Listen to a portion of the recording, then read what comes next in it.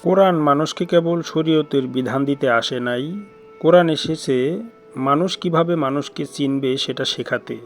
আর মানুষকে চিনতে হলে তাকে প্রথমেই জানতে হবে নফস কি এবং নফস কিভাবে অন্ধকারে ঢাকা পড়ে থাকে।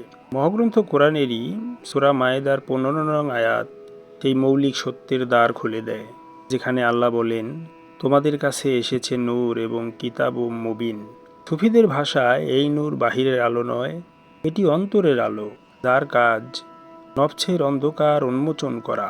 সূরা মায়েদার 15 নং আয়াতে বলা হয়েছে, নিশ্চয়ই আল্লাহর পক্ষ থেকে তোমাদের কাছে এসেছে এক নূর এবং এক সুস্পষ্ট কিতাব। এই আয়াতের দুইটি কেন্দ্রীয় শব্দ, একটি নূর, দ্বিতীয়টি কিতাব মুবিন।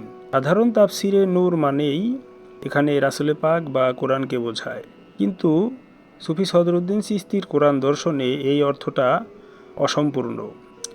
এখানে নূর মানে হচ্ছে নফসকে চেনানোর আলো। সদরুদ্দিন আহমদ চিশতি রহমাতুল্লাহ এর চিন্তাধারায় নূর হলো সেই শক্তি যা মানুষকে তার নিজের ভেতরের মিথ্যাকে দেখতে বাধ্য করে। নফস কেন অন্ধকারে? কারণ নফসের স্বভাব নিজেকে নির্দোষ ভাবা, নিজের দোষ ঢেকে রাখা, ধার্মিকতার মুখোশ পরা।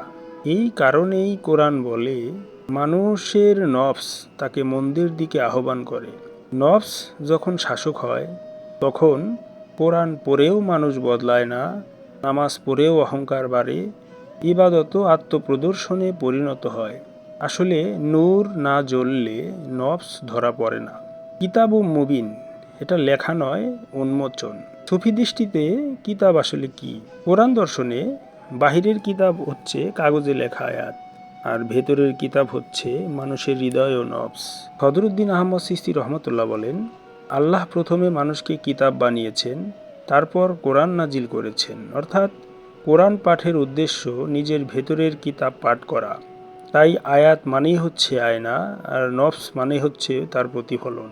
যে নিজের নফস পড়ে না সে কখনো কোরআনও বোঝে না, শুধু তেলাওয়াতি করে। আসলে কোরআনের যে ঘোষণা, যা তোমরা গোপন করতে, এখানেই নফসের আসল পরিচয় নিহিত।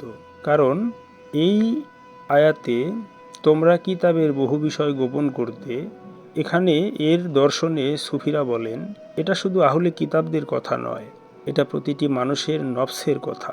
কারণ আমরা গোপন করি অহংকার, ক্ষমতার লোভ, নিজেকে বড় ভাবার বাসনা, ভেতরের হিংসা এবং বিদ্বেষ।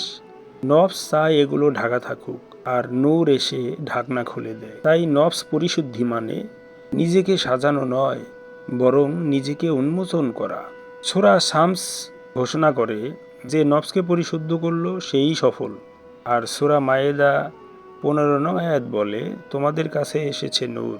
এক্ষেত্রে সুফিদের সিদ্ধান্ত, নফস পরিশুদ্ধি কোনো ঐচ্ছিক সাধনা নয়, এটি কোরআনের সরাসরি দাবি।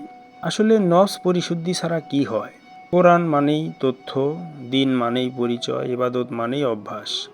আর নফস পরিশুদ্ধ হলে কোরআন মানে জীবন্ত পথনির্দেশ, দিন মানে রূপান্তর, আর ইবাদত মানে আত্মবিলয়। কোরআন দর্শনের চূড়ান্ত বার্তা। সূরা মায়েদার 15 নং আয়াত আমাদের বলে, কোরআন এসেছে মানুষ বদলাতে, নূর এসেছে নফস ভাঙতে, কিতাব এসেছে অন্তর খুলতে। সবচেয়ে বড় শিরক নিজের নফসকে আল্লাহর জায়গায় বসানো। সবচাইতে বড় তাওহীদ নফসকে আল্লাহর সামনে ভেঙে দেওয়া। তাই পরিশেষে বলা যায়, কোরআনের এই আয়াত আমাদের প্রশ্ন করে, তুমি কি কোরআন পড়ছো নাকি কোরআন তোমাকে পড়ছে? যেদিন কোরআন আমাদের পড়তে শুরু করবে সেদিন নফস আর লুকাতে পারবে না। সেই দিনই শুরু হয় সত্যিকারের তাজকিয়াতুন নফস।